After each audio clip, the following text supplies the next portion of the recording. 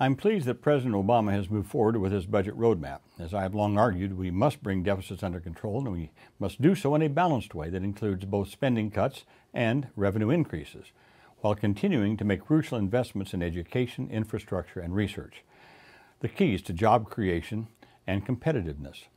We know this approach can work because it's what we did under President Clinton's leadership in the 1990s. That created large budget surpluses, 22 million new jobs, and the longest economic expansion in U.S. history. By contrast, Republicans in the House have proposed a radically unbalanced approach that takes a slash-and-burn approach to the budget. It completely dismantles Medicare and Medicaid. It repeals the new health reform law, stripping 34 million non-elderly Americans of their health coverage.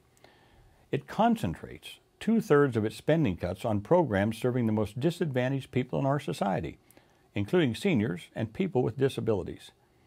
And it gives yet another tax cut bonanza to Wall Street and the wealthy by making the Bush tax cuts permanent and slashing the top tax rate from 35% down to 25%.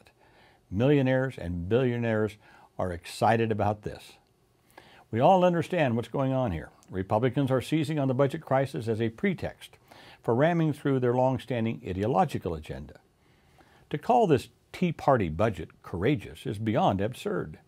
Let's be clear, this is a cowardly budget. It's a bully's budget, with the powerful and the privileged attacking the weak and the vulnerable.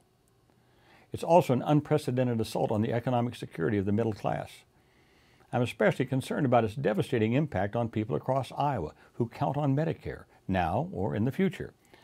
The GOP plan eliminates Medicare, just abolishes it, and replaces it with a totally inadequate program of private vouchers.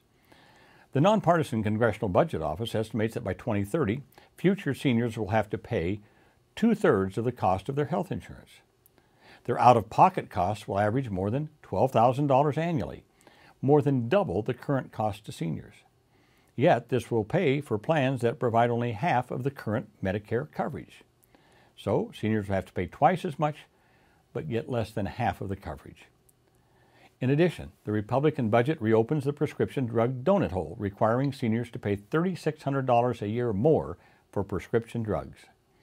Mark my words, Iowans will not stand for this unwise, unbalanced, and unfair assault on their economic security and way of life, and neither will I. I intend to oppose this misguided Tea Party budget with every fiber of my being, and I certainly will not be alone.